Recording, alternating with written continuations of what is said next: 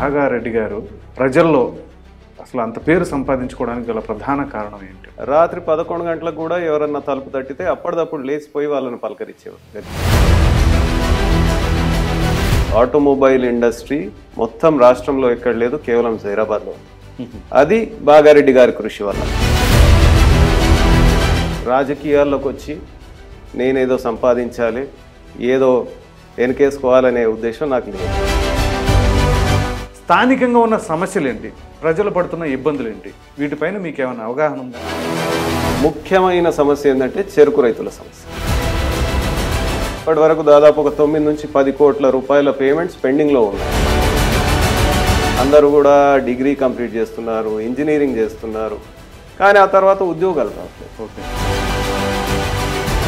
So ఇప్పుడు మీరు చాలా ప్రాబ్లమ్స్ చెప్పారు. ఇప్పుడు ఆ ప్రాబ్లమ్స్కి ఏమైనా సొల్యూషన్స్ లాంటివి ఏమైనా మీరు ప్రిపేర్ చేసుకున్నారు? ఒక డిగ్రీ తెచ్చుకున్నారు, కానీ కంపెనీలో పనిచేయడానికి కావాల్సిన ఆ గ్యాప్ మాత్రం వాళ్ళు ఫిల్అప్ చేసుకున్నారు. ఈ గ్యాప్ ఐడెంటిఫై చేసి ఈ ఉన్న గ్రాడ్యుయేట్స్ని ఇండస్ట్రీకి ఉన్న రిక్వైర్మెంట్కి ఈ గ్యాప్ని ఫుల్ఫిల్ చేయగలిగింది. అయితే ఇప్పుడు మీరు బీజేపీలో జాయిన్ అయ్యారు కదా, ఏ అంశాలు మిమ్మల్ని బీజేపీ పట్ల ఆకర్షితులను చేసిందండి? ప్రధానమైన ఉద్దేశం ఏంటంటే పవర్లో ఉంటాము, మనం ఏమన్నా 4 రాళ్ళు వెనకేసుకుందాం అనే ఉద్దేశంతో వచ్చేవాళ్ళు చాలామంది. అవును, కానీ ఇటువంటి కమిట్మెంటు ఏదో మనం మేలు చేద్దామనే ఉద్దేశం బీజేపీలో బాగా. ట్రిపుల్ తలాక్, రామ మందిరం, ఆర్టికల్ 370 రద్దు, ఇట్లాంటి అంశాలు బీజేపీని ఏ స్థాయికి తీసుకెళ్ళినాయి అంటారు? ఒక పార్టీ ఈ డిసిషన్ మేము తీసుకుంటే మాకు ఈ ఫలానా ఓట్ బ్యాంక్ దూరం అవుతుందేమో అనే ఒక భయంతో ఓపెన్గా కానీ బయట కానీ ఇది మంచి నిర్ణయం అని కాంగ్రెస్ వాళ్ళు కూడా మెచ్చుకున్నారు. హాయ్ వ్యూవర్స్, నమస్తే, వెల్కమ్ టు ఆదాన్. తెలంగాణ రాష్ట్ర రాజకీయాల్లో కాంగ్రెస్ పార్టీలో సీనియర్ రాజకీయ నాయకులైనటువంటి భాగారెడ్డి అనగానే మనకు గుర్తుకొచ్చేది ఉమ్మడి మెదక్ జిల్లాలోని జహీరాబాద్. ఇదే జహీరాబాద్లో 7 సార్లు వరుసగా ఎమ్మెల్యేగా గెలుపొందడమే కాకుండా జహీరాబాద్ పార్లమెంటు ఎంపీగా 4 సార్లు గెలుపొందారు. సో ఆయన కాంగ్రెస్ పార్టీకి ఎంత బలంగా ఉండేవాళ్ళు. కాంగ్రెస్ పార్టీ అంటే భాగారెడ్డి అంటే కాంగ్రెస్. మరి అటువంటి భాగారెడ్డి గారి తనయుడు జైపాల్ రెడ్డి గారు, ఆయన ఒక విద్యావేత్త, అదేవిధంగా ప్రస్తుతం ఆయన రాజకీయాల్లో కూడా రావడం జరిగింది. అనూహ్యంగా 6 నెలల క్రితమే ఆయన బీజేపీలోకి రావడం జరిగింది. ఆయన గతంలో 2 సార్లు కోఆపరేటివ్ బ్యాంక్ చైర్మన్గా కూడా ఉమ్మడి మెదక్ జిల్లాలో చేయడం జరిగింది. మరి అటువంటి భాగారెడ్డి గారు బీజేపీలో జహీరాబాద్ పార్లమెంటరీ సీట్ అనేది ఎక్స్పెక్ట్ చేస్తూ ఉన్నారు.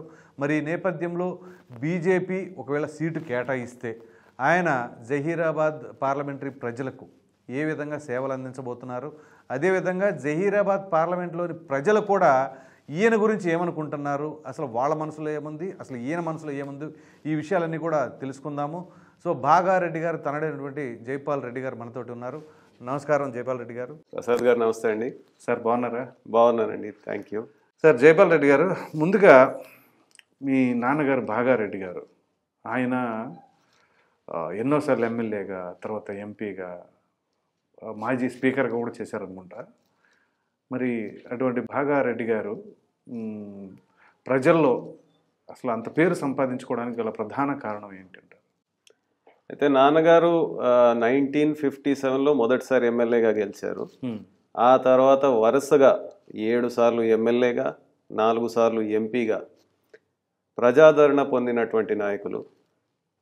వారి సక్సెస్ వెనుక నా ఉద్దేశంలో వారు ఏంటంటే ప్రజలకు ఎప్పుడు కూడా అందుబాటులో ఉండేవాళ్ళు. నిరంతరం, నేను చిన్నగా ఉన్నప్పుడు కూడా నేను చూసినాను, రాత్రి 11 గంటలకు కూడా ఎవరన్నా తలుపు తట్టితే అప్పటిదప్పుడు లేచిపోయి వాళ్ళని పలకరించే వ్యక్తి. ఓకే, అది ఒకవైపు ఉంటే, రెండో వైపు వారు చేసినటువంటి అభివృద్ధి కార్యక్రమాలు.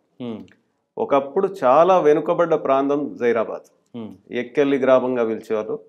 ఈరోజు జహీరాబాద్లో మీకు ఇండస్ట్రీస్, ఆటోమొబైల్ ఇండస్ట్రీ మొత్తం రాష్ట్రంలో ఎక్కడ లేదు, కేవలం జహీరాబాద్లో ఉంది. అది భాగారెడ్డి గారి కృషి వల్ల. ఓకే, 1980స్లో వారు ఇండస్ట్రీస్ మినిస్టర్గా ఉన్నప్పుడు వారు అప్పుడు ఇందిరాగాంధీ గారిని ఎలక్షన్ ఏజెంట్గా ఉండి ఇందిరాగాంధీ గారిని మెదక్ నుంచి పార్లమెంట్కు ఎన్నిక అయ్యే విధంగా వారు కృషి చేశారు. ఆ తర్వాత ఇందిరాగాంధీ గారు ప్రధానమంత్రి అయినాక బాగారెడ్డి గారిని ఇండస్ట్రీస్ మినిస్టర్ చేసి మరి కేవలం జైరాబాద్లో కాదు మొత్తం మెదక్ జిల్లాలో, ఉమ్మడి మెదక్ జిల్లాలో అనేక ఇండస్ట్రీస్ ఆ టైంలోనే వచ్చినాయి. ఓకే, నాన్నగారి హయాంలో నాన్నగారు ఇండస్ట్రీస్ మినిస్టర్గా ఉన్నప్పుడు ప్రధానమంత్రి ఇందిరాగాంధీ గారు మెదక్ ఎంపీగా ఉన్నప్పుడు. ఓకే, సో ఆర్డినెన్స్ ఫ్యాక్టరీ అదే టైంలో వచ్చింది. జైరాబాద్లో అతిపెద్ద లోకోమోటివ్ మ్యానుఫ్యాక్చరింగ్ యూనిట్ అప్పట్లో ఆల్విన్ నిస్సాన్ జాపనీస్ టైప్తోని అక్కడ ఏర్పాటు చేశారు. అది కూడా బాగారెడ్డి గారి కృషి వల్లనే. మరి ఇప్పుడు ఆ యూనిట్ని ప్రైవేటైజ్ అయింది. అది మహీంద్రా వాళ్ళు చాలా సక్సెస్ఫుల్గా నడిపిస్తున్నారు. ఈరోజు అక్కడ ఎల్సీవీ యూనిటే కాదు, ట్రాక్టర్ యూనిట్ కూడా మొత్తం ఏషియాలో అతిపెద్ద ట్రాక్టర్ యూనిట్ జైరాబాద్లో ఉంది. ఓకే, రేపు వచ్చే కాలంలో ఎలక్ట్రానిక్ వెహికల్స్ కూడా జైరాబాద్లో మ్యానుఫ్యాక్చర్ కాబోతున్నాయి. సూపర్. సో దానికి ఒక బీజం అనుకోండి, ఒక పునాది స్వర్గీయులు బాగారెడ్డి గారు వేసినారు. ఇదే కాకుండా ముఖ్యంగా రైతుల గురించి, ఎందుకంటే మొదటి నుంచి కూడా జైరాబాద్లో డ్రై క్రాప్స్ ఎక్కువ పండించటం. బాగారెడ్డి గారు వేరే ప్రాంతాలకు పోయి అక్కడ ఉన్నటువంటి వాతావరణ అనుకూలంగా ఉండే, అదే అక్కడ సాయిల్కి ఏదైతే సానుకూలంగా ఉండే చూసి చెరుకు అయితే ఇక్కడ బాగా పండుతుందని అక్కడ చెరుకు ఫ్యాక్టరీ ఏర్పాటు చేసినారు హైదరాబాద్. ఆ తర్వాత రైతులు బాగా నిజంగా కూడా ఆర్థికంగా బలపడ్డారు. సో అన్ని విధాల 78లో పంచాయతీరాజ్ మినిస్టర్గా ఉన్నప్పుడు దాదాపు అన్ని ఊళ్ళకు రోడ్లు, డ్రింకింగ్ వాటర్ సప్లై, ఎలక్ట్రిసిటీ, ఇవన్నీ మౌలిక వసతులన్నీ కూడా 78-80 పీరియడ్లో వాళ్ళు అవన్నీ కూడా అట్లా. సో 57లో ఉన్న జైరాబాద్ వేరు, ఈ రోజు ఉన్నటువంటి జైరాబాద్ అసలు మనము పోల్చుకోలేము. ఓకే, సరే. అయితే మీరు వెల్ ఎడ్యుకేటెడ్, పైగా మీరు ఎంసెట్ రాసిన టైంలో అయితే నాకు తెలిసి నెగిటివ్ మార్క్స్ కూడా ఉంటాయి అప్పుడు ఎంసెట్కి. సో ఆ సమయంలో కూడా మీరు 150 లోపే మీ ర్యాంకు వచ్చింది కదండి. మరి అంత విద్యావేత్త అయిన మీరు ఇప్పుడు రాజకీయాల పట్ల రావడానికి గల ప్రధాన కారణం ఏంటంటే? మీరు అన్నట్టు నిజంగా 1992లో నేను ఆ రోజు బాగా సుప్రసిద్ధ ఎడ్యుకేటర్ రామయ్య గారి స్టూడెంట్. ఓకే, హైదరాబాద్ రామయ్య గారు, ఐఐటి రామయ్య అని కూడా అంటారు. ఓకే, వారి స్టూడెంట్ని. వారు కూడా నాకు ఎన్నోసార్లు అన్నారు, నీ మీద బాగా ఆశ ఉందయ్యా, నువ్వు మంచిగా ఫోకస్ చేయాలి అని. ఓకే, రామయ్య గారు కూడా పర్సనల్గా నాకు చాలా మెచ్చుకునేవాళ్ళు. సో ఎంసెట్లో నాకు 143వ ర్యాంక్ వచ్చింది. 143. Osmania university electronics and communications ఇంజనీరింగ్లో అడ్మిషన్ తీసుకొని 96లో నేను కంప్లీట్ చేసుకున్నాను. ఆ తర్వాత ఎంబీఏ కూడా క్యాట్ అడ్మిషన్ టెస్ట్ ఉంటుంది, దాని ద్వారా ఆల్ ఇండియా లెవెల్లో టాప్ 10 కాలేజెస్లో సూపర్ ఎండిఐ గుర్గావ్లో మేనేజ్మెంట్ డెవలప్మెంట్ ఇన్స్టిట్యూట్ అని ఉంది, అక్కడ నేను 2 years ఎంబీఏ చేసి ఆ తర్వాత 2 years ఐటీలో కూడా పనిచేసినాను. ఓకే, సో ఈ బ్యాక్గ్రౌండ్తోని ముఖ్యంగా మేము చిన్నప్పటి నుంచి కూడా ఇంట్లో చూడడం కానీ బయట చూడడం కానీ ఏ విధంగా అయితే నాన్నగారు ప్రజలకు సేవ చేస్తున్నారో, దానివల్ల ప్రజలు ఏ విధంగా ఆయనను అభిమానిస్తున్నారో అదొక స్ఫూర్తిలాగా తీసుకున్నాను. ఓకే, ఎందుకంటే ఈ ప్రజాసేవలో ఉండి ఈ రోజుకి ఆ రోజుకి రాజకీయాలు చాలా మారిపోయినాయి, నేను ఒప్పుకుంటాను. అయినా కానీ పని చేసిన వాళ్ళకు ప్రజలు తప్పకుండా ఆదరిస్తారు. ఓకే, అండ్ ఈ 20 సంవత్సరాలలో ఇప్పుడు ఆర్థికంగా కానీ సామాజికంగా కానీ ఒక స్థాయికి వచ్చినాను. నాకు ఈరోజు రాజకీయాల్లోకి వచ్చి నేనేదో సంపాదించాలి, ఏదో వెనకేసుకోవాలనే ఉద్దేశం నాకు లేదు. నేను ఫైనాన్షియల్గా సొసైటీ పరంగా ఒక గుర్తింపు పొందిన వ్యక్తిగా నా స్థానం నాకున్నది. కానీ ఏదైతే బాగారెడ్డి గారు చేసిన సేవలు ఉన్నాయో ఈ రోజు కూడా జైరాబాద్ ప్రాంతం కానివ్వండి, నారాయణఖేడ్ కానివ్వండి, ఆయన నియోజకవర్గంలో ఉన్నటువంటి కామారెడ్డి, ఎల్లారెడ్డి, ఆందోల్, బాన్స్వాడ అప్పుడు లేదు, ఇప్పుడు యాడ్ అయింది. సో ఈ ప్రాంతంలో ఇప్పటికీ ఆయన గుడ్ విల్ ఉన్నది. ఎందుకంటే ఆయన ప్రజలను రిసీవ్ చేసుకునే విధానం, ఓకే, ప్రతి ఒక్కరికి సహాయం చేసే విధానం. సో ఆ గుడ్ విల్ బేస్ చేసుకొని వారు చేసినటువంటి మంచి పనులను ముందలు తీసుకుపోవాలని ప్రజల నుంచి కూడా ఒత్తిడి ఉన్నది. ఓకే, 2 సార్లు నేను కోఆపరేటివ్ బ్యాంక్ చైర్మన్గా కూడా చేసిన, ప్రజల మద్దతుతోనే నేను ఎన్నికైనాను. అంతే కదండి. సో అదే పనిగా ఈ సొసైటల్ సర్వీస్ అనుకోండి, ప్రజాసేవ అనుకోండి, దీన్ని ఇంకా ముందుకు తీసుకుపోవాలనే ఉద్దేశంతోనే 6 months బ్యాక్ బీజేపీలో జాయిన్ అయినాను. ఓకే, మరి రేపు రాబోయే ఎన్నికల్లో జహీరాబాద్ పార్లమెంట్ నుంచి అవకాశం వస్తే తప్పకుండా పోటీ చేసి ఖచ్చితంగా గెలుస్తానని కూడా నాకు నమ్మకం. సో ఇప్పుడు మీరు చెప్పారు, మీరు సంపాదించుకోవాలి అనుకుంటే రాజకీయం ఒకటే మార్గం కాదు. ఎందుకంటే ఒకవేళ రాజకీయం వేదిక కావాలి అంటే నాన్నగారు పదవీ కాలంలో ఉండగానే మీరు ఏదైనా చక్కబెట్టచ్చు కావాలి అంటే ఒకటి. అండ్ సెకండ్ ఆప్షన్ ఏంటి అంటే మీరు వెల్ ఎడ్యుకేటెడ్, మీరు ఫారెన్ వెళ్ళిపోయి సెటిల్ అయిపోయినా సరే అక్కడ ఒక బిజినెస్ పెట్టుకున్నా, ఒక కంపెనీ స్టార్ట్ చేసుకున్నా మీరు కోట్లు సంపాదించవచ్చు.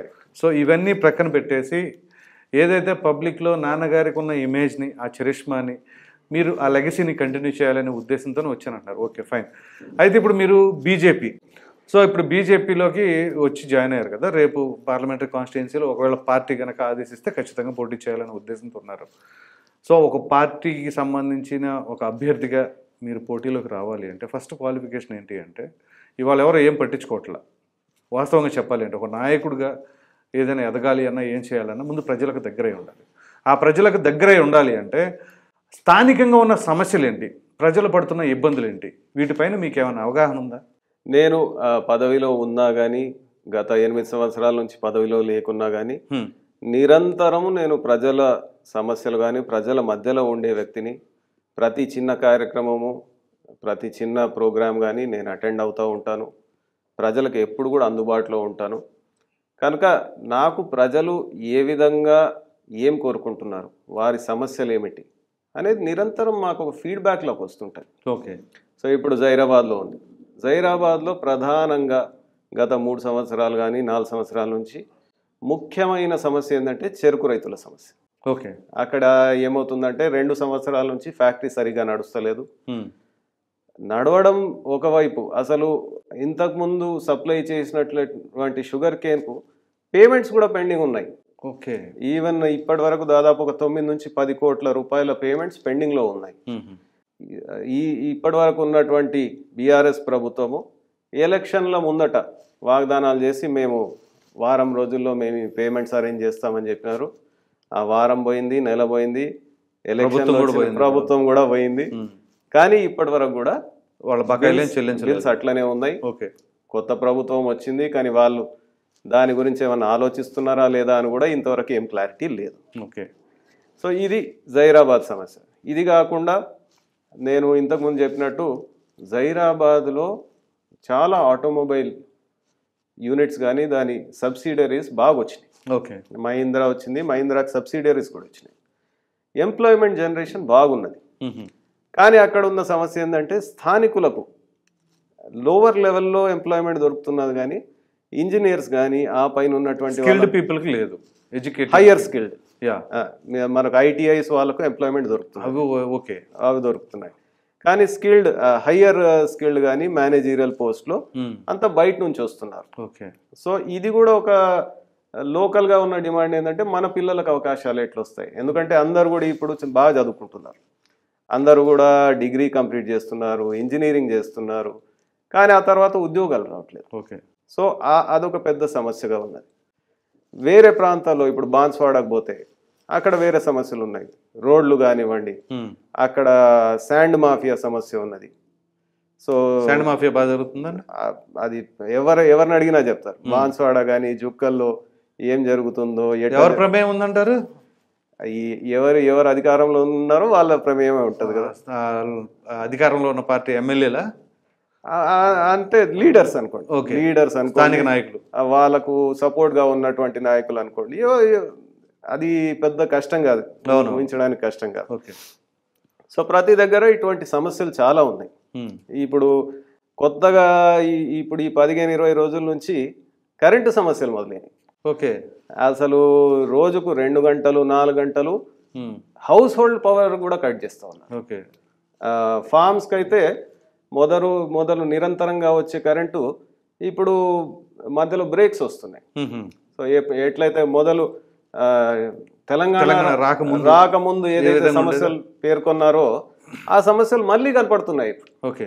అంటే బహుశా ఇంకా గవర్నమెంట్ కూడా కొత్త ప్రభుత్వం ఏర్పడ్డది, మరి వారు పూర్తిగా కంట్రోల్లో ఉన్నట్టు కనపడతలేదు. మరి దీన్ని చక్కబెట్టుకుంటారా, ఇది ఇట్లనే వదిలేస్తారా, ఓన్లీ టైం పెట్టాలి. సో ఇప్పుడు మీరు చాలా ప్రాబ్లమ్స్ చెప్పారు. ఇప్పుడు ఆ ప్రాబ్లమ్స్కి ఏమైనా సొల్యూషన్స్ లాంటివి ఏమైనా మీరు ప్రిపేర్ చేసుకున్నారా? ఫర్ ఎగ్జాంపుల్ ఇప్పుడు హయ్యర్ ఎడ్యుకేటెడ్ పీపుల్కి వాళ్ళకి కొంచెం మేనేజ్మెంట్ స్టడీస్ పరంగా కావచ్చు, హై స్కిల్డ్ పీపుల్ వాళ్ళకి కావచ్చు, లేదా వాళ్ళకి ఏమైనా ట్రైనింగ్ సెంటర్స్ లాంటివి పెట్టి వాళ్ళకి చేద్దాం అనుకుంటున్నారా? మీరన్నా చాలా వ్యాలిడ్ క్వశ్చన్ అండి. యాక్చువల్ ప్రాబ్లం ఏంటంటే ఇప్పుడు నేను సాఫ్ట్వేర్లో 2 years పనిచేసిన. నా క్లాస్మేట్స్ అప్పట్లో ఇంజనీరింగ్ క్లాస్మేట్స్ చాలామంది ఐటీ ఫీల్డ్లో ఉన్నారు. వాళ్ళు ఏమంటారంటే ఇప్పుడు ఇంజనీరింగ్ చేసి గ్రాడ్యుయేట్ అయిన యువతి యువకుల్లో ఆల్మోస్ట్ ఒక 90% they are lacking in skills. Yes. అంటే వాళ్ళు ఒక డిగ్రీ తెచ్చుకున్నారు కానీ కంపెనీలో పనిచేయడానికి కావాల్సిన ఆ గ్యాప్ మాత్రం వాళ్ళు ఫిల్అప్ చేసుకోవట్లేదు. ఓకే. అది కమ్యూనికేషన్ స్కిల్స్ ఉండొచ్చు, లేదా టెక్నికల్ స్కిల్స్ అయి ఉండొచ్చు. సో మనము ఒక దీన్ని ఒక సిస్టమ్ లాగా తీసుకొని ఒక చిత్తశుద్ధితోని ఈ గ్యాప్ ఐడెంటిఫై చేసి ఈ ఉన్న గ్రాడ్యుయేట్స్ని ఇండస్ట్రీకి ఉన్న రిక్వైర్మెంట్కి ఈ గ్యాప్ని ఫుల్ఫిల్ చేయగలిగితే, ట్రైనింగ్ ఇన్స్టిట్యూట్స్ కానివ్వండి, ఫినిషింగ్ స్కూల్స్ కానివ్వండి, అట్లా చేయగలిగితే తప్పకుండా మన ప్రాంత విద్యార్థులకు, మన ఏరియాలో, మన రాష్ట్రంలో ఉన్నటువంటి విద్యార్థులకు హైదరాబాద్లోనే చాలా జాబ్స్ ఉన్నాయి. ఇది ఇంజనీరింగ్ అనుకోండి. మిగతా లెవెల్లో కూడా నేను ఒక 2-3 years బ్యాక్ ఈ టాటా కన్సల్ట్ వాళ్ళతో కూడా మీట్ అయినాను. ఓకే. వాళ్ళు ఏంటంటే వాళ్ళు నాట్ జస్ట్ ఇంజనీరింగ్, సాఫ్ట్వేర్ ఇది కాకుండా కన్స్ట్రక్షన్ సైడ్ అనుకోండి, లేదంటే రీటైల్ సైడ్ చాలా జాబ్స్ ఉన్నాయి అక్కడ కూడా. కానీ వాళ్ళకు కూడా గ్యాప్స్ ఉన్నాయి. ఇప్పుడు రూరల్ నుంచి వచ్చే యువతి యువకులు అనుకోండి, కమ్యూనికేషన్ స్కిల్స్ ఏ విధంగా ప్రజెంట్ చేసుకోవాలి, ఈ స్కిల్స్ మీద కూడా వాళ్ళు 3 months 6 month కోర్సెస్ చేస్తూ ఉన్నారు. నేను ఒక టాటా కన్సల్ట్ చెప్తున్నాను, అట్లా వేరియస్ ఆర్గనైజేషన్స్ ఉన్నాయి. కనుక ఇవన్నీ మనం కోఆర్డినేట్ చేసుకోగలిగితే తప్పకుండా ఎంప్లాయ్మెంట్ జనరేషన్ అవుతుంది. నేను అన్ని కూడా 50,000 1,00,000 జీతాలు వస్తాయని నేను చెప్పాను, కానీ డిఫరెంట్ లెవెల్స్. కొందరికి 20,000 రావచ్చు, కొందరు 50,000 రావచ్చు, కొందరు ₹1,00,000 రావచ్చు. స్టార్టింగ్ స్టెప్ ఒకటి ఉండాలి. సో ఆ విధంగా మనం పని చేయగలిగితే, నాకు ఒక ఐడియా ఉన్నది, ఆ విధంగా పని చేయాలనే ఉద్దేశం కూడా నాకున్నది. ఇదిగోండి, చూస్తున్నారు కదా, రాజకీయాల్లోకి విద్యావంతులు రావాలనేది ఎందుకని. ఇప్పుడు ఈయన వెల్ ఎడ్యుకేటెడ్ కాబట్టి అసలు ఎక్కడ గ్యాప్ ఉంది, ఎవరిని అప్రోచ్ అవ్వాలి, వాళ్ళని ఎలా షైన్ చేయాలి, వాళ్ళకి ఆపర్చునిటీస్ ఎలా క్రియేట్ చేయాలి అని ఒక క్లారిటీ ఉంటుంది. అలా కాకుండా చదువు లేకపోతే ఏ విధంగా ఉంటుందంటే యువత భవిష్యత్తుకి ఇబ్బందులు కలుగుతూ ఉంటుంది. సో ఆ ఇబ్బందులు ఉంటే ఆ ఇబ్బందుల్ని ఎలా ఓవర్కమ్ చేయాలి అనే ఉద్దేశాలు కూడా ఆయనకు ఒక ప్లానింగ్ ఉంది. సో ఆ ప్రకారంగా చేసుకుంటేనే ఏదైనా సాధ్యపడుతుంది. జైపాల్ రెడ్డి గారు, అందుకనే మీలాంటి ఎడ్యుకేటెడ్ పీపుల్ రాజకీయాల్లోకి రావాలని కోరుకునేది. అయితే ఇప్పుడు మీరు బీజేపీలో జాయిన్ అయ్యారు కదా, ఏ అంశాలు మిమ్మల్ని బీజేపీ పట్ల ఆకర్షితులను చేసిందండి? ప్రధానంగా అంటే నేను మీకు ఇంతవరకు చెప్పినటువంటి నా థాట్ ప్రాసెస్ ఏదైతే, సమాజానికి ఏదన్నా మనం మంచి చేయాలి, యువతకు మంచి చేయాలి, వ్యవసాయదారులకు మంచి చేయాలి, ఇటువంటి ఉద్దేశాలు నాకు బీజేపీలో బాగా కనపడుతున్నాయి. ఓకే. ఎందుకంటే మన భారత ప్రధాని నరేంద్ర మోడీ గారు కూడా, వారికి ఫ్యామిలీ అనేది పెద్దగా లేదు, ఆయన సొంత సెల్ఫ్ ప్రయారిటీస్ లేవు. ఆయన ఈరోజు 15 గంటలు పనిచేస్తారా, 18 గంటలు పనిచేస్తారా, ఏం చేసినా కానీ మొత్తం కమిట్మెంట్తోనే ఉన్నారు. అది ప్రజలందరూ కూడా గ్రహిస్తున్నారు. కనుక అటువంటి నాయకుడు ఉన్నప్పుడు వారి ఉద్దేశాలు కూడా కింది వరకు ట్రాన్స్లేట్ అవుతాయి. బీజేపీలో ఉన్న కేడర్ కూడా నేను జాయిన్ అయినప్పటి నుంచి ఇంటనే ఉన్నాను. ఒక కమిటెడ్ క్యాడర్ మనము, ఒక ఒక సిన్సియర్ క్యాడర్ మనము అని ప్రతిసారి చెప్తా ఉంటారు. ఓకే, అది డ్రైవ్ చేస్తూ ఉంటారు. సో ఆ నాయకత్వం ఆ విధంగా ఉన్నప్పుడు మరి కింద కూడా కేడర్ కూడా అదే ట్యూన్ అయిపోతాం. అంటే నేను ఇన్ఫ్యాక్ట్ ఇప్పుడు మా ప్రాంతంలో నేను కేడర్ చాలా మందిని చూస్తాను. వాళ్ళు ఎట్లా అంటే ఇనీషియల్గా నాకు కొంచెం వింతగా అనిపించేది. సార్ సండే మీటింగ్స్ పెడదాము అంటే ఎందుకు సండే ఎవరు రారు కదా అంటే, లేదు సార్ మేము వీక్ అంతా పని చేసుకోవాలి, అప్పుడే ఫ్రీగా ఉంటారు, ఆ రోజు అయితే మేము ఫ్రీగా ఉంటాము అంటే వాళ్ళ కమిట్మెంట్, వాళ్ళ పని వాళ్ళు చేసుకొని సండే మాత్రం పార్టీ పనికి సమాజం గురించి వాళ్ళు డెడికేట్ చేస్తారు. అట్లా డెడికేటెడ్ క్యాడర్ నాకు బీజేపీలో కనపడుతుంది. ఇప్పుడు వేరే పార్టీలో నేను పేరు తీసుకొని కానీ ప్రధానమైన ఉద్దేశం ఏంటంటే పవర్లో ఉంటాము, మనం ఏమన్నా 4 రాళ్ళు వెనకేసుకుందాం అనే ఉద్దేశంతో వచ్చేవాళ్ళు చాలా మంది ఉన్నారు. అవును, కానీ ఇటువంటి కమిట్మెంట్ ఏదో మనం మేలు చేద్దామనే ఉద్దేశం బీజేపీలో బాగా కనపడుతుంది. అయితే ఇప్పుడు ట్రిపుల్ తలాక్ అదొకటి కావచ్చు, రామ మందిరం ఈ నిర్ణయాలు కావచ్చు, ఆర్టికల్ 370 రద్దు, ఇట్లాంటి అంశాలు బీజేపీని ఏ స్థాయికి తీసుకెళ్ళి అంటారు? ఇది మొదటి నుంచి బీజేపీ ఎజెండాలో ఉన్నదండి. రామ మందిరం కానివ్వండి, ఎందుకంటే ఇది ఒక హిందూ ధర్మానికి, హిందువుల మనోభావాలకి చాలా దగ్గరగా ఉన్నటువంటి విషయము.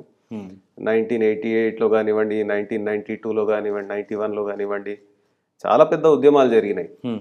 రామ మందిరం మాకు కావాలి, మా అంటే ఒక బిలీఫ్, ట్రస్ట్, శ్రీరాముడు ఈ చోట జన్మించినాడు కనుక ఇక్కడ మాకు గుడి కావాలి, ఆల్రెడీ ఉన్న గుడిని మనం మళ్ళీ కట్టుకుందాం అనే ఉద్దేశంతో ఈరోజు అది కంప్లీట్ కావడం ఎవరు కూడా ఊహించలేదు.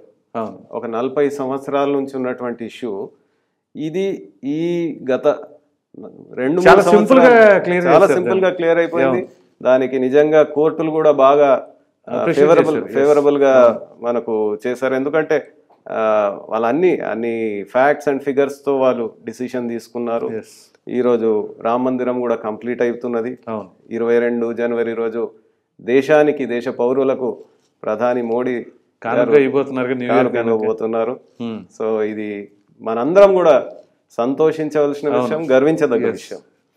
అదేవిధంగా ట్రిపుల్ తలాక్ ని మనము ఒక రిలీజియస్ ఇష్యూగా తీసుకోవద్దు. ఇది మహిళలకు జరుగుతున్నటువంటి అన్యాయానికి విరుగుడుగా మనం ఒక విముక్తి. ఎందుకంటే ఒక మగ పురుషుడు 3 సార్లు తలాక్ అనగానే ఆ భార్య ఒక అయోమయ పరిస్థితి. తను తల్లిగారింటికి పోలేదు, బయట సమాజంలో తలెత్తుకోలేదు, ఆర్థికంగా మరి సొంతంగా పని చేసుకునే పరిస్థితిలో చాలా మంది ఉండరు. టోటల్గా వాళ్ళు ఎటు కాకుండా పోతారు. అటువంటి సమాజంలో ఉన్నటువంటి ఏమంటారు ప్రచారం అనాలనా, దుష్ప్రచారం అనేదానికంటే కూడా మహిళల పట్ల ఉన్న పక్షపాత ధోరణి మొత్తాన్ని తొలగించేసి మహిళలకి అన్యాయం అవ్వకుండా వాళ్ళకి న్యాయం జరిగేలాగా తీసుకున్న నిర్ణయం భావించవచ్చు. చాలా మంచి నిర్ణయం ఇది. ఓకే, ఇది కొందరు దాన్ని వ్యతిరేకిస్తున్నారు, కేవలం ఓట్ బ్యాంక్ పాలిటిక్స్ గురించే వ్యతిరేకిస్తున్నారు. కానీ బ్రాడ్ మైండెడ్ గా, అంటే లాజికల్ గా, న్యాయపరంగా ప్రాక్టికల్ గా అన్ని ఆలోచించిన వాళ్ళకే దాని గురించి లోతుగా ఉన్న ఇబ్బందులు ఏంటి, ఆ ఇబ్బందులు ఎలా క్లియర్ అవుతున్నాయి అనేది తెలుసుకుంటారు. కరెక్ట్. సో ఇది ఆర్టికల్ 370 గురించి మీరు అడిగినారు. అవును, అది కూడా ఎన్నో సంవత్సరాల నుంచి అలాగే పెండింగ్ లో ఉంది. ఎందుకంటే ఒక పార్టీ ఈ డిసిషన్ మేము తీసుకుంటే మాకు ఈ పలానా ఓట్ బ్యాంక్ దూరం అవుతుందేమో అని ఒక భయంతోని ఈ నిర్ణయం తీసుకోలేదు. అవును, కానీ మోడీ గారు సరే ఎవరు వచ్చినా కావాల్సింది ముందు దేశ భద్రత, అంతే, అందుకు మించి ఇంక వేరే ఆలోచన ఉండదు. రాజకీయాలు అది సెకండరీ అండి. బీజేపీ అధిష్టానం ముఖ్యంగా నేను గమనించింది ముఖ్యంగా మోదీ గారు వచ్చిన తర్వాత దేశ భద్రత, ప్రజల శ్రేయస్సు, దాని ముందు ఏదైనా అనవసరం, ముందు వాళ్ళ కోసం ఏదైనా చేస్తాం అనేది ఉంటుంది. 100% మీరు అన్నట్టు. కనుక ఈరోజు అంత కఠినమైన నిర్ణయం కూడా ఆయన తీసుకోగలుగుతున్నాం. ఇన్ని రోజులు భయపడ్డ నాయకులు ఈ రోజు దాన్ని అపోజ్ చేస్తారు. ఎందుకంటే వాళ్ళు చేయలేదు కాబట్టి, వాళ్ళు నిర్ణయం తీసుకోలేదు కాబట్టి వాళ్ళు అపోజ్ చేస్తారు. కానీ అక్కడ కూడా కొందరు నాయకులు ఓపెన్ గా కానీ బయట కానీ ఇది మంచి నిర్ణయం అని కాంగ్రెస్ వాళ్ళు కూడా మెచ్చుకున్నారు. ఎందుకంటే అది అవసరం. ఈ రేపు మనమంతా సెటరేట్ అయ్యి క్లియర్ అయినాక జమ్మూ అండ్ కాశ్మీర్ రేపు మంచి డెవలప్మెంట్ అవుతాయి, అక్కడ ఇన్వెస్ట్మెంట్స్ పోతాయి. కరెక్ట్. మీరు అక్కడ బేసిక్ ల్యాండ్ ఇష్యూస్ రిజాల్వ్ చేయకుండా ఈ 370 ఆర్టికల్ అని పెట్టుకొని అన్ని అట్లనే జంబుల్డ్ పొజిషన్ లో పెట్టేస్తే డెవలప్మెంట్ కాదు. ఇప్పుడు చాలా మంది కాంగ్రెస్ పార్టీ నేతలు ఏదైతే అప్రిషియేట్ చేసుకుంటున్నారో వాళ్ళు కూడా మనసులో ఉంటుంది, హైకమాండ్కి చెప్పుకోలేరు వాళ్ళ పార్టీలో. సో అట్లాంటి వాళ్ళు ఏంటి అంటే దీన్ని ఖచ్చితంగా అప్రిషియేట్ చేస్తారు. ఒకటేనండి వాళ్ళకి భయం, వాళ్ళు ఏమన్నా మాట్లాడితే ముస్లిం ఓట్లు దూరం అవుతాయి, అంతకంటే ఏం లేదు, లోపలంతా ఒకటే. సో నెక్స్ట్ 2018 అసెంబ్లీ ఎలక్షన్స్లో కేవలం ఒకే ఒక్క స్థానం బీజేపీకి గెలుపొందింది, అది గోషామహల్ రాజాసింగ్ గారు. అదే మొన్న ఎలక్షన్స్ కనుక చూసినట్లయితే 8 ఎమ్మెల్యే సీట్లు కైవసం చేసుకుంది. సో దీనిపైన మీ అభిప్రాయం? 2018లో వాస్తవానికి ఆ రోజు ఉన్నటువంటి పరిస్థితుల్లో బీజేపీ రాష్ట్రంలో కావాలి అనే చర్చ లేదు. ఓకే, అసలు ఆ స్లోగన్ లేదు. 18లో రాజాసింగ్ గారు గెలిచినారు, బీజేపీకి 7% ఓట్ షేర్ వచ్చింది. విదిన్ 4 months 2019 పార్లమెంట్ వరకు 7% నుంచి 20% ఓట్ షేర్ పెరిగింది. అది ఎట్లా పెరిగిందంటే 2018లో టిఆర్ఎస్ నుంచి 88 మంది ఎమ్మెల్యేలు గెలిచినారు. అవును. ఒక 2-3 నెలల్లో మళ్ళీ 12 మంది కాంగ్రెస్ నుంచి జాయిన్ అయినారు. అంటే 100 మంది ఎమ్మెల్యేలు వాళ్ళ దగ్గర. ఆ రోజు టిఆర్ఎస్ వాళ్ళ స్లోగన్ ఏముండే? Car sir 16, sir car 16. అంటే 16 సీట్లు మేము గెలుచుకుంటాం, ఒకటి ఓల్డ్ సిటీ ఎంఐఎం గెలుస్తుంది అనే దాంట్లో వాళ్ళు చాలా ఓవర్ కాన్ఫిడెంట్గా. కానీ ప్రజలు చాలా క్లారిటీతో ఉన్నారండి. మాకు రాష్ట్రంలో ఎవరు కావాలి, కేంద్రంలో ఎవరు కావాలని 100% క్లారిటీతో ఉన్నారు. 100 ఎమ్మెల్యేలు ఉన్న టిఆర్ఎస్ పార్లమెంట్ ఎలక్షన్స్ 2019 వచ్చే వరకు 16 అనుకున్న దగ్గర 9 వచ్చినాయి. అవును. 9లో కూడా 3 సీట్లు మార్జిన్లో గెలిచినారు. జహీరాబాద్ 6,000తోని, చేవెళ్ళ నేను అనుకుంటా 16,000 ఎంతనో, ఇంకోటి ఐ థింక్ మహబూబాబాద్ ఏదో కూడా మార్జిన్లో గెలిచిన. అది ఒక ఎమ్మెల్యే సీటుకే స్లైట్ మార్జిన్ కింద లెక్కేస్తారు, అటువంటిది పార్లమెంటరీ కాన్స్టిట్యున్సీ అంటే అంతే ఇక. సో ఈసారి మీరు చూస్తే 2023లో అంటే కొన్ని పరిణామాలు జరిగినాయి, కొన్ని కారణాలు ఉన్నాయి. ఒక 8 months back BJP vote share దాదాపు 25 to 28% వరకు పోయింది. అవును, ఈవెన్ ఫర్ అసెంబ్లీ. కానీ కొన్ని పరిణామాల వల్ల తగ్గి మొన్న అసెంబ్లీ ఎలక్షన్స్లో 14%కి వచ్చింది, 13 point something. 14%తో 8 మంది ఎమ్మెల్యేలు గెలిచినారు. అందులో ఒక జైంట్ కిల్లర్ కామారెడ్డిలో యాక్చువల్ కామారెడ్డిలో ప్రస్తుత సీఎం మాజీ సీఎం ఇద్దరిని ఓడించేసి మరి ఊహించని విధంగా పెద్ద దెబ్బ కొట్టారు. అది కరెక్ట్. సో అది మీకు ఎట్లాంటి బూస్ట్ ఇచ్చింది? 100% చాలా పెద్ద బూస్ట్. నాట్ జస్ట్ కామారెడ్డికి కాదు, జైరాబాద్ పార్లమెంట్ గానే కాదు, మొత్తం స్టేట్ వైడ్ కూడా ఒక బూస్ట్ వచ్చింది. తెలంగాణలో బీజేపీ నాయకులందరికీ కూడా కాలు ఎగరేసుకునే ఖచ్చితంగా రిజల్ట్ అది. ఖచ్చితంగా. ఎందుకంటే ఆల్రెడీ సిట్టింగ్ సీఎం కేసీఆర్ నేను కామారెడ్డికి వచ్చి నిలబడతానని చెప్పడం, నీకు పోటీగా నేను వస్తానని రేవంత్ రెడ్డి గారు చెప్పడం, సీఎం ఆస్పిరెంట్ ఇప్పుడు ఆయనే సీఎం. వీళ్ళిద్దరు కాదు, నేను స్థానికుణ్ణి, నేను మీకు అందుబాటులో ఉంటాను, నేను మీ సమస్యలను తీరుస్తాను అని వెంకటరమణారెడ్డి గారు ఇద్దరిని ఓడించడం నిజంగా చాలా గ్రేట్ అచీవ్మెంట్. అంటే ప్రజలు నమ్మినారు, ఈయన మాకు అవైలబుల్గా ఉంటాడు, ఈయన మా సమస్యలు తీరుస్తాడు. వీళ్ళిద్దరు ఎవరు గెలిచినా రేపు మనకు కనపడకపోవచ్చు, బహుశా కామారెడ్డిని రిటైన్ చేయకపోవచ్చు, మళ్ళీ బై ఎలక్షన్ రావచ్చు అనే ఒక అనుమానంతో ప్రజలు ఎవరైతే అందుబాటులో ఉన్నారో, ఎవరినైతే వాళ్ళు నమ్మినారో అటువంటి వెంకటరమణారెడ్డి గారిని గెలిపించినారు. ఆ రోజు కౌంటింగ్లో కూడా పొజిషన్స్ మారిపోతా ఉన్నాయి ఎప్పటికప్పుడు. కాసేపు కేసీఆర్ లీడింగ్లో ఉంటారు, కాసేపు రేవంత్ రెడ్డి గారు లీడింగ్లో, ఇంకొంచెంసేపు వీరేంద్ర గారు బీజేపీ వెంకటరమణారెడ్డి గారు లీడింగ్లోకి వచ్చేసారు. సో ఆ రోజు అసలు రిజల్ట్స్ అన్నీ కూడా అన్నీ ఒక ఎత్తు. ఈ 119లో 118 ఒక ఎత్తు. ఆ ఒక్క కామారెడ్డే అసలు ఎవరు గెస్ చేయలేకపోయారు. అట్లాంటి పొజిషన్లు 1 ఉన్నవాళ్ళు 3rd వెళ్ళిపోతున్నారు, 3rd ఉన్నవాళ్ళు 2కి వెళ్తున్నారు. అట్లా జంపులు అయిపోతాను పొజిషన్. 1 వీక్ బిఫోర్ అక్కడ మోడీ గారి మీటింగ్ జరిగింది. ఓకే, చాలా పెద్ద గ్యాదరింగ్. అసలు అది ఒక 20 acres 30 acres పెద్ద ల్యాండ్, మీటింగ్ హాల్ ల్యాండ్. అది ఆ కాంపౌండ్ అంతా నిండిపోయి అంతే జనం మళ్ళా రోడ్ల మీద ఉన్నారు. టౌన్ మొత్తం అంతా జనాలు. ఓకే, అంత పెద్ద మీటింగ్ ఈ మధ్యలో అయితే నేను చూడలేదు. ఆ రోజు నేను అంటే జనరల్గా పబ్లిక్లోకి వెళ్ళి కొందరితో అడుగుతున్నాను అనమాట, ఏంటి మరి ఎవరు గెలుస్తారు అంటే, లేదు సార్ మేము రమణారెడ్డి గారికి ఓటేస్తాం అని. నా కండువా చూసి చెప్తున్నావా అంటే, లేదు సార్ ఖచ్చితంగా ఆయనకే ఓటేస్తాం, ఆయన మాకు మొదటి నుంచి పరిచయము, ఆయన లోకల్ క్యాండిడేట్, మేము ఆయనకే ఓటేస్తామని చెప్పినారు. ఆ రోజే నాకు అనిపించింది ఇది గెలుస్తున్నా. 1 వీక్ బిఫోర్ మోడీ గారి మీటింగ్ రోజు. మోదీ గారి ప్రభావం అక్కడ పనిచేసింది అంటారా? మోడీ గారి ప్రభావం కూడా డెఫినెట్ గా పనిచేస్తుంది. అంటే వారు అక్కడికి మీటింగ్కి రావడము, రమణారెడ్డి గారిని ఎలివేట్ చేయడము, అంటే నా తమ్ముడు రమణారెడ్డి నేనున్నాను ఆయన వెనకాల అని ఒక హామీ ఇవ్వడము డెఫినెట్ గా ప్లస్ అయింది. ఓకే, ఆఫ్ కోర్స్ ఇండివిజువల్ గా రమణారెడ్డి గారు చేసుకున్నటువంటి గ్రౌండ్ వర్క్ ప్రిపరేషన్, ఆయనకు ఉన్నటువంటి గుడ్ విల్ తప్పకుండా హెల్ప్ చేస్తుంది. సో ఇప్పుడు ఏదైతే మీరు చెప్తున్నారో శాండ్ మాఫియా జరుగుతుంది అని చెప్పేసి, ఎలక్ట్రిసిటీ ప్రాబ్లమ్స్ ఉన్నాయని, చాలామందికి లబ్ధిదారులకు కూడా అర్హులైన వాళ్ళకి రేషన్ కార్డ్స్ కూడా రావట్లేదట. సో మరి ఇట్లాంటి సమస్యలన్నిటినీ కూడా మీరు వాటికి సొల్యూషన్స్ ఏమన్నా సరే ఆలోచిస్తున్నారా, ప్రపోజల్ పెట్టుకుంటున్నారా, లేదు ప్రభుత్వం దృష్టికి ఏమైనా తీసుకువెళ్ళాలనుకుంటున్నారా, ఏ విధంగా చేయాలనుకుంటున్నారు? దీనికి డెఫినెట్గా ఉద్యమించాలండి. ఎందుకంటే దృష్టికి తీసుకపోతే ఏం పని జరగదు. అంతేనంట. అక్కడ లోకల్గా మొబిలైజ్ చేసి కొన్ని ప్రాంతాల్లో అయితే ఒక ఫియర్, ఒక భయం ఏర్పడింది. ఇది ఒక మాఫియా ఉంది, దీన్ని ఎదుర్కోవడం మనతోని కాదు అనే ఒక భయంతో ప్రజలు ఉన్నారు.